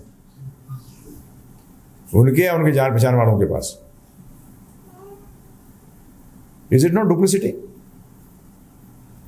क्या है? हाँ जी। Another question is, Guruji, there is a song in Bollywood which says ये भागवत का सार है कि युद्ध ही वीर का प्रमाण है। Is this notion correct or what is the correct? अब युद्ध किससे लड़ रहे हो? क्वेश्चन मार्क ये है कि युद्ध, आज मैं युद्ध शब्द बोल रहा हूं, एक शब्द बोलता हूं, और मैं आप सबको बोलूँ ना कि युद्ध के बारे में लिखो कि युद्ध, आपने युद्ध जब शब्द सुना, युद्ध शुद्ध, तो युद्ध किससे? क्या ये युद्ध किसी व्यक्ति से, या युद्ध समाज से अपनी इच्छाएं पूरी करने के लिए, या युद्ध अपने माता पिता से, या अपने भाइयों से, या अपने रिश्तेदारों से? ये किससे युद्ध? हमारे शास्त्र कहते हैं युद्ध कर परंतु अपने मन से। किससे? मन को हरा, कंट्रोल कर मन से। तो मुझे बॉलीवुड में क्या कह रहा है मुझे क्या पता? अब उसने जिसने लिखा था ये, उसके मन में क्या था युद्ध के बारे में, हमें तो मालूम नहीं। गाना सुन के क्या पता लगेगा उससे? तो युद्ध किससे करना है? शास्त्र बता रहे हैं। अर्जुन का युद्ध किससे, युद्ध कैसे जीता अर्जुन पता है आपको? पहले भगवान ने उसका अंदरूनी युद्ध जितवाया उससे। ये भारी युद्ध नहीं था प्रभु जी, ये किसका युद्ध था? अंदर का। अर्जुन को पहले अंदर का युद्ध जितवाया, क्योंकि वो मन से हार चुका था। मन से हारे हार और मन से जीते जीत। तो हार और जीत कहां आती है? युद्ध में आती है। तो युद्ध कराया उन्होंने, अर्जुन को बताया कि कैसे युद्ध करके तू मन पे जीत सकता है और मेरी आज्ञा का पालन कर सकता है, मेरा भक्त बन सकता है। अभी तू मन की सुन रहा है, तो मन की सुन रहे या मेरी सुन ले। तो भगवान ने बोला कि तू अगर मन की सुनेगा तो तू हार जाएगा, और यदि मेरी सुनेगा तो जीत जाएगा। और जीत भी गया, देखा। इसी तरीके से तो युद्ध किससे? ये बहुत बड़ी चीज है। तो हम, भगवद गीता बताती है मन से जीत, कंट्रोल कर मन को। क्या कर? कंट्रोल। क्या मतलब है उसका? मन को कंट्रोल करने का मतलब काबू कर ले। काबू कैसे करते हो? जब जीत जाते हो। तो युद्ध हुआ है, जब तो जीते हो, तो ये मन से युद्ध चलता रहेगा। तो ये जीतना है। आगे चलिए। Vandana Patil from Sholapur is asking, can women apply Gopi Chandan Tilak all over body? They should apply. इनका प्रश्न है कि क्या माताएं गोपी चंदन के हम 12 तिलक लगाते हैं? हम सिर्फ मुंह पे ही लगाते तिलक, हम 12 तिलक लगाते हैं, और मंत्रों के साथ ओम केशवाय नमः, ओम नारायण नमः, माधवाय नमः, गोविंदाय नमः, विष्णवे नमः, ओम मधुसूदनाय नमः, त्रिक्रमाय नमः, वामनाय नमः, शीर्षनाय नमः, ऋषिकेशाय नमः, पद्मनाभाय नमः, दामोदराय नमः। ये 12 मंत्र लगाते हैं पूरे शरीर पे। गोपी चंदना मतलब समझ ही गए होंगे, गोपियों की रज। किसकी रज? भक्तों की रज से श्रेष्ठ कोई चीज नहीं है। तो हम गोपी चंदन लगाते हैं। ये गोपी चंदन आता है द्वारका से। कहाँ? द्वारका से। तो हम गोपी चंदन का तिलक 12 का 12 लगाना चाहिए, माताएं हो चाहे प्रभु हो, कोई भी हो। शरीर तो शरीर है, शरीर तो शरीर है। Next question is it compulsory to chant 16 rounds of Hare Krishna Mahamantra before starting to wear Kantimala and apply tilak? No, जरूरी नहीं है, परंतु करें तो इससे बढ़िया चीज नहीं है, पूरा इफेक्ट मिलेगा। कंठी माला तो वो पहन सकता है जो कि भगवान विष्णु अर्थात कृष्ण या राम जी को श्रेष्ठ मानता हो। विष्णु तत्व को जो श्रेष्ठ मानता है वो कंठी पहन सकता है। तिलक लगाओ कब? एक तो तिलक लगा लिया, एक तो सिगरेट पी रहे हो। जब तो ब्राह्मणों का सत्यानाश क्यों क्या हुआ? मैंने देखा एक को लिस्ट आई, ब्राह्मण ने लिस्ट दी यज्ञ की, साथ में नीचे 2 पैकेट बीड़ी। ओ भी मैंने कहा सत्यानाश, ये हवन वहां करने वाला है कि मुंह में करने वाला है? धुआं तो वहां से भी निकलेगा। तो तिलक लगाते हो, उससे क्या होता है? अगर गलत करते हो, प्रभु जी लोग कहते हैं, तो उससे क्या होता है? भगवान अरे ऐसे होते हैं कृष्ण भक्त, तो क्या होते हैं? ऐसे होते हैं। तो किसकी बेइज्जती कराई आपने? भगवान की। आप कारण बने तो दंड भी मिलेगा। तो इसीलिए लगा सकते हैं, परंतु 16 माला करें तो बहुत अच्छा है। फिर तो असली भक्त हो गए ना, अभी तो नकली भक्त हो गए। भक्त हो गए परंतु कैसे? नकली। तिलक लगा रहे, सब कुछ कर रहे हो, कंठी पहन रखी है, परंतु अभी क्या है? इसको कहते हैं छगम भेष वाला भक्त। परंतु 16 माला करोगे, 4 नियम पालन करोगे, भगवान की आज्ञा का पालन करने की कोशिश करोगे, तब आप सार्थक करोगे, इनको तिलकों को सार्थक करोगे। आगे Yuvraj Singh from Fazilka is writing, kindly my humble request is please reply my question. What is Diksha and why to take Diksha? दीक्षा बताया, मैंने बहुत बार बता चुका हूँ। मैं अनुरोध करूँगा कि इसको YouTube पे भी है ये, कि दीक्षा का अनिवार्यता का है। अगली बार कभी मैं सोच रहा था मैं कि हमारे देखो हर चीज़ को स्टडी करने का तरीका होता है ना जी? सीखने का तरीका, स्टडी का मतलब सीखने का। अब आपको कोई तैराकी सिखाना चाहता है, बुलाता है रेगिस्तान में, या पानी है ही नहीं, बोलता है रेत में सिखाऊंगा तो ये तैरना, सिखा देगा जी? वो सीख लेगा और पानी में बच जाएगा। इसी से हर विद्या को ग्रहण करने का एक तरीका बताया गया। वेद में साफ कहा गया है कि गुरु के बगैर गति नहीं है, गुरु के बगैर ज्ञान नहीं है। और गुरु के मतलब यह है कि आपको कॉलेज जाना पड़ेगा अगर ग्रेजुएट होना है। अगर नॉलेज लेनी है तो ठीक है, आप ले लोगे, परंतु अगर आपको ग्रेजुएट होना है, क्या होना है? तब तो आपको स्कूल में एडमिशन लेनी होगी। तो शास्त्रों में भगवान ने कहा है कि गुरु के पास जाओ, उनसे दीक्षा लो। क्या लो? दीक्षा का मतलब एडमिशन फॉर्म भर के साइन करो कि हाँ मैं ये करने के लिए सीरियस हूं। इसीलिए शिष्य को गुरु को देखना चाहिए 1 साल तक। क्या देखना चाहिए? क्या ये कृष्ण भक्ति बता रहा है या ढोंग कर रहा है? दूसरी चीज, गुरु को शिष्य को देखना चाहिए, क्या ये सच में शिष्य बनने। आईआईटी की कंपटीशन क्या डिसाइड करती है कि व्यक्ति आईआईटी में जाने लायक है कि नहीं है? सिंपल है। इसी तरीके से वेद भी कहते हैं 1 साल तक दोनों को एक दूसरे को जांचना चाहिए। क्या करना चाहिए? ये नहीं कि पहले आज अब मैंने आपको गुरु मान लिया, मर गए। अरे चेक तो कर, शास्त्र कह रहे हैं भाई। जब भी हम दीक्षा देते भी नहीं 1 साल से पहले, कई बार तो 2-2, 3-3 साल भी हो जाते हैं। नहीं करते कई बार लोग आईआईटी में आने के लिए 2-2, 3-3, 4-4 अटेम्प्ट नहीं करते प्रभु जी। जब क्वालिफाइड हो जाते हैं तब आते हैं। परंतु दीक्षा के अंदर आपने उसको क्या, औपचारिक रूप से अब आप शिष्य बन गए। क्या बन गए? औपचारिक रूप से आप शिष्य बन गए। तो शिष्य तो अभी भी हैं, अभी आप सुन रहे हो, आप स्टूडेंट हो, मैं टीचर हूं, अपने चले गए, ठीक है। आप अनौपचारिक स्टूडेंट हो। आप क्या हो? आपने कोई सीरियसनेस नहीं दिखाई अभी तो आपने ठीक है कुछ बोला है, सुना है, अच्छा लगा, 1 घंटा सुना, चले गए। उनमें से कई होंगे जो कि नहीं, हम और जानना चाहते हैं, हम सीरियस हैं, हम पालन भी करेंगे, हम सीरियस बनेंगे, है ना। तो ये दीक्षा, दीक्षा शब्द का अर्थ है, दी का मतलब होता है दिव्य ज्ञान, क्षय का मतलब इससे क्षय हो जाए। दिव्य ज्ञान जिससे पापों का क्षय हो जाए उसको दीक्षा कहते हैं। क्या कहते हैं? तो दिव्य ज्ञान लेना, मंत्र नहीं सिर्फ कान में फूंक देना, वो भी एक पार्ट है उसका। क्या है? एक पार्ट है, परंतु वो पूरा चीज नहीं है। गुरु के पास इसलिए आते हो, सिंपल करो। गुरु का काम ही है अंधकार से गुरु, अंधकार से उजाले की तरफ ले आना। उजाले का मतलब ज्ञान, अंधकार का मतलब अज्ञानता। हाँ जी। हिमांशु यादव किशोरी को खेरा से लिखते हैं, कुरान में जन्नत और बाइबल में स्वर्ग की बात बताई गई है, तो क्या इन दोनों धर्मों में वैकुंठ की बात की गई है? क्योंकि स्वर्ग में अच्छाई तो होती है पर वैकुंठ के समान नहीं था। कृपया मार्गदर्शन करें। पता नहीं प्रभु जी, मेरे को क्या पता। मैं, आप भगवान की गीता की बात करें, वेदों की बात करें तो मैं आपको जवाब दे सकता हूँ, क्योंकि वो किस इंटेंशन से क्या बोल रहे हैं मुझे नहीं पता। और स्वर्ग की तो बात ही नहीं है, हेवन की बात करते हैं बाइबल, स्वर्ग की बात नहीं है, हेवन की बात है। अब हम सबको अच्छा समझते हैं इसलिए मान लेते हैं कि जन्नत वैकुंठ का एक और नाम है और हेवन भी वैकुंठ का एक और नाम है। इंडिया, भारत, हिंदुस्तान 3 अलग जगह है ना प्रभु जी, एक ही है। जैसे एयरपोर्ट में मजाक करता हूँ कि बार एयरपोर्ट में कोई मिला लंदन के अंदर, 3 लोग मिले, तो भाई कहाँ जा रहा है, भारत जा रहा हूँ। दूसरे पूछा तू कहाँ जा रहा है, इंडिया जा रहा हूँ। तीसरे पूछा तू कहाँ, क्या हिंदुस्तान जा रहा हूँ। अरे यार सब अलग अलग जा रहे हैं, भाई साहब एक ही जगह जा रहे हैं। उन धर्मों में भी एक ही चीज कही गई है, अल्लाह से इश्क करो। क्या करो? अल्लाह से इश्क करो। इश्क बंदों में नहीं होता, स्पष्ट है ये। ईरान के अयतुल्ला जी ने बताया था, पर्सनल मीटिंग हुई थी, मुझे कहा था उन्होंने, इश्क तो सिर्फ अल्लाह से होता है, बंदों में इश्क नहीं होता।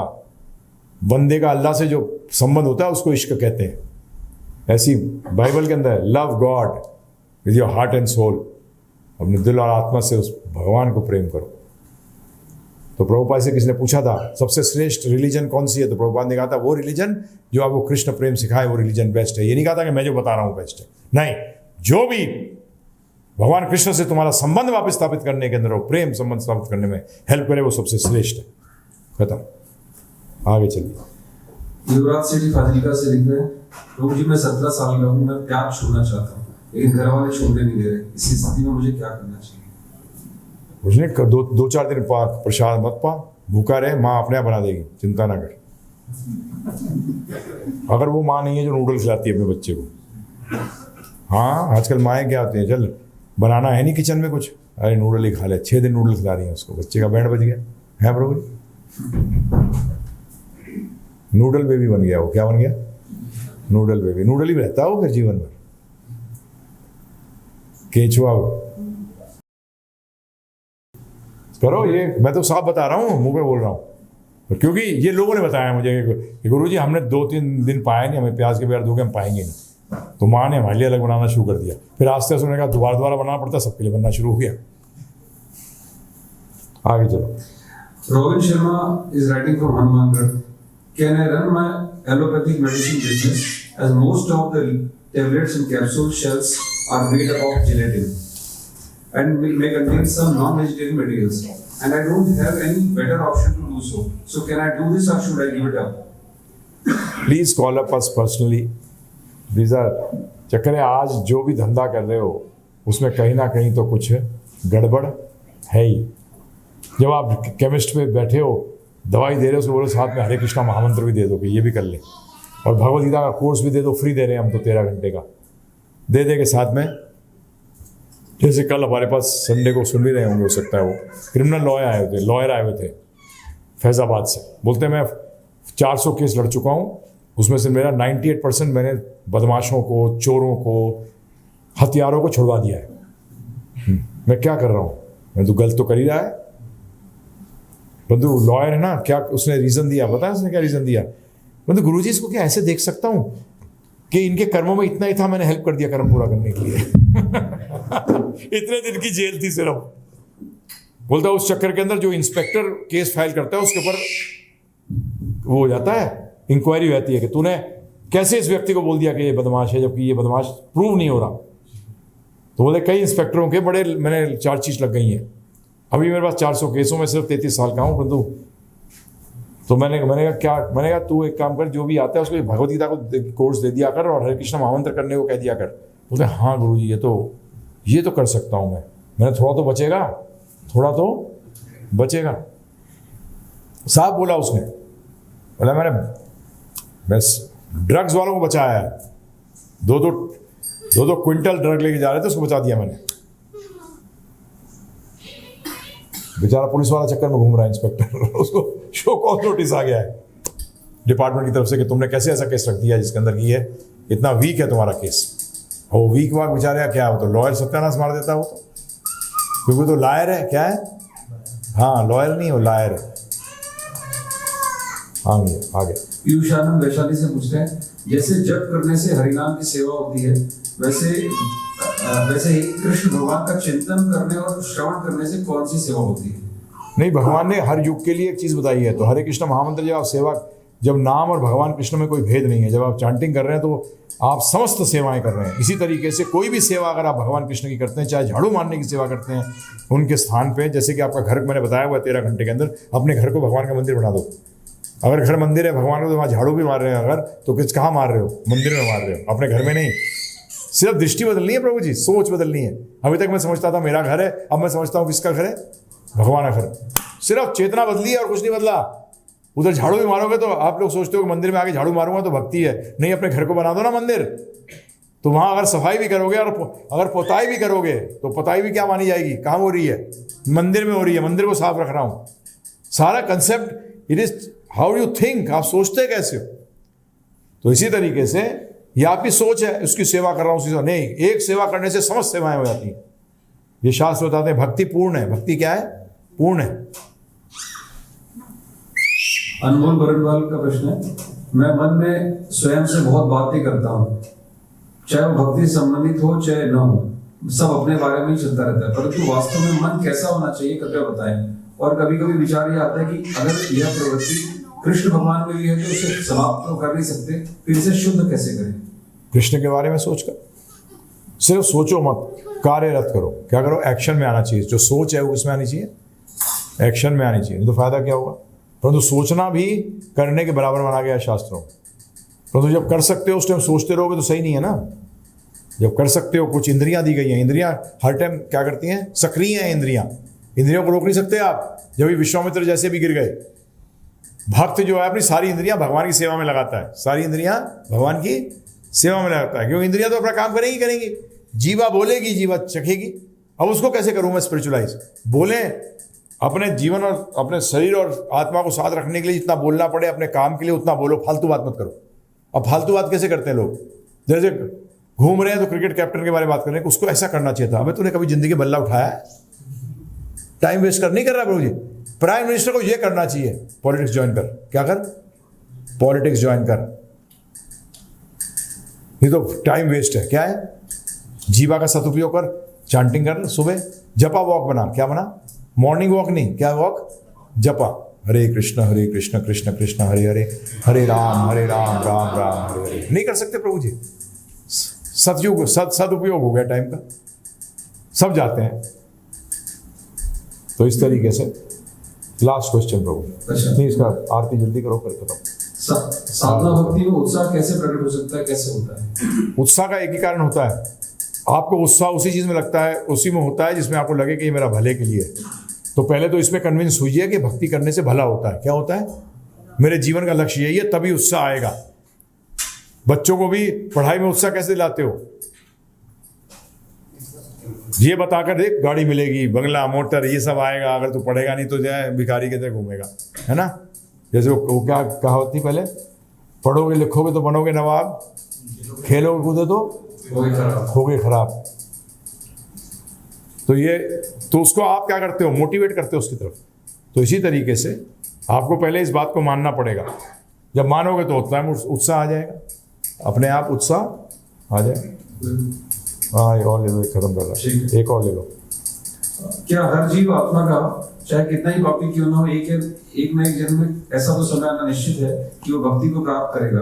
क्योंकि मैंने भी अनंत जन्मों में सारे बुरे कर्म किए होंगे, किंतु आज मैं आपसे जुड़ सकता हूँ। लेकिन जैसा भगवान ने भगवद गीता में 240 और 436 में कहा है, क्या गलती से भी भगवान का नाम ले लेना, दर्शन करना, किसी भक्त को भक्ति के अनजाने रूप से भी सहायक बना देना आदि, यह व्यक्ति के जमा हुए अज्ञात सुकृति के कारण होगा?